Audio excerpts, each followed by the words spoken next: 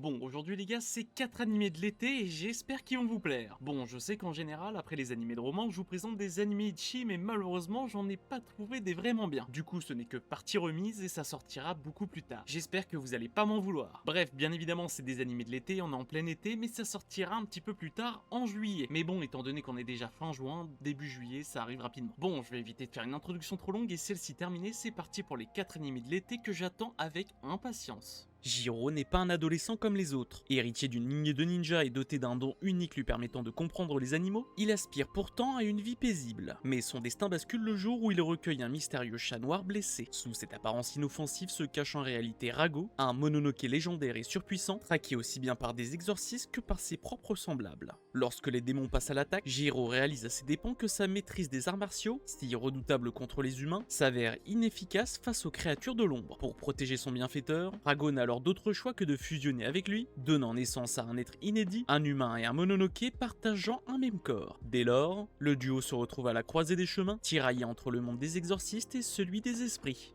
Black Torch est un animé qui sortira le 4 juillet prochain sur Crunchyroll en VO et en VF, et malheureusement côté épisode on n'en sait pas plus que ça. Le studio d'animation sans studio est sur le projet, je pense que tout le monde les connaît, avec Tatsuki Fujimoto. Je pense que tout le monde connaît cet animé là, étant donné le buzz qu'il a eu un petit peu sur internet. Bon, pour en revenir à l'animé maintenant. Je vous avoue que cet animé là me hype depuis un long moment. Rien qu'on voyait des TikTok de teasers, etc. On était en mode ah putain c'est quoi le nom, c'est quoi le nom. Et bah ouais, il est pas sorti, il sort dans un an.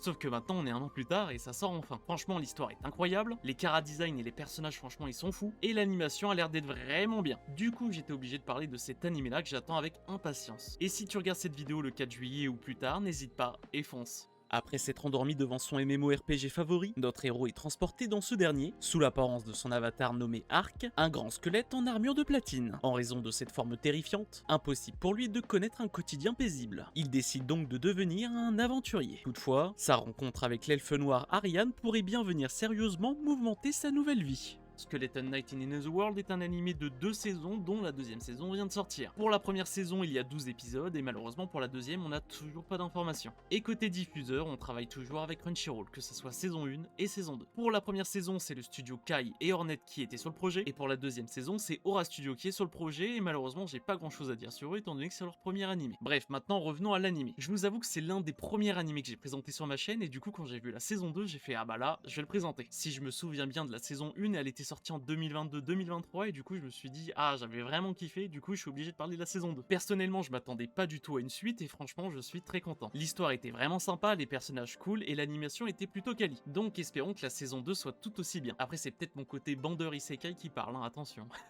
Ah oui, et comme Black Torch, cet animé là sort le 4 juillet prochain. Du coup si t'as toujours pas vu la saison 1, n'hésite pas et fonce. J'en profite pour faire une petite pause dans cette vidéo pour vous inviter à vous abonner, activer la cloche pour rester averti des prochaines sorties vidéo, à commenter et liker, ça aide à développer la chaîne.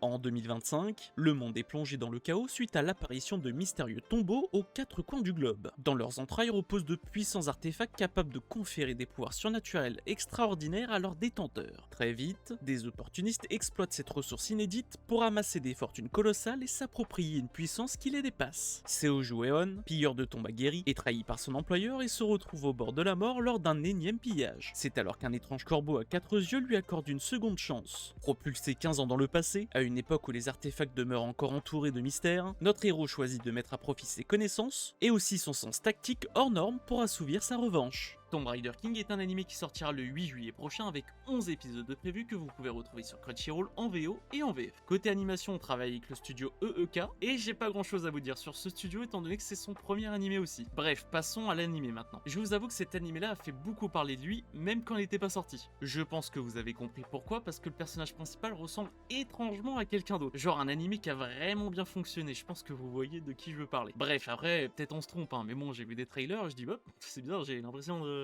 déjà avoir vu ça, mais bon. Bref, sinon pour ce qui est de l'animation, elle a l'air d'être un petit peu originale sur certains aspects, mais franchement plutôt sympa. Les personnages ont l'air d'être sympas aussi, même s'il y a beaucoup de ressemblances avec certains, et l'histoire a l'air d'être aussi sympa. Du coup je me suis dit pourquoi pas vous le présenter, même s'il ressemble à un autre animé. Après n'hésitez pas à me dire en commentaire si vous savez de quel animé je parle, hein. Mais bon, je pense qu'il n'y a pas de doute. Bref, en tout cas si tu attends cette sortie, n'hésite pas et fonce le 8 juillet sur Crunchyroll. Au cœur du continent de Vogel, l'empire d'Adrasia est plongé dans une lutte interne visant à déterminer qui héritera du trône, de son vaste territoire et de sa puissante armée. Face à l'indécision de l'empereur actuel, ses enfants s'affrontent dans l'ombre pour étendre leur influence et asseoir leur légitimité. Parmi eux, un prince semble pourtant faire l'unanimité, mais pas dans le bon sens du terme. Le 7ème prince, Arnold Lake Adler, est considéré comme incapable de prétendre au trône. Jugé inférieur à son frère jumeau en tout point, perçu comme paresseux et incompétent, il passe le plus clair de son temps à se divertir, sans se soucier du destin de l'Empire. Du moins, c'est ce que tout le monde pense, car en réalité, Arnold dissimule une toute autre identité, celle de Silver, l'un des 5 aventuriers de rang SS. Alors que la lutte pour le trône s'intensifie et menace de plonger le royaume dans le chaos, il choisit d'agir dans l'ombre en soutenant son frère, afin de l'aider à devenir le prochain empereur. The Insipid Prince Fugitive est un anime qui sortira le 6 juillet prochain avec 12 épisodes de prévus que vous pouvez retrouver directement sur Crunchyroll. Le studio d'animation derrière tout ça, c'est Bao Film qui a déjà travaillé par exemple sur Gekka Yelise. Bon, passons à l'anime maintenant. Je vous avoue que je vous présente pas l'anime pour la qualité de l'animation, je pense. Mais c'est surtout l'histoire qui m'intéresse. Et oui, après on reste un bandeur de mecs super forts, etc.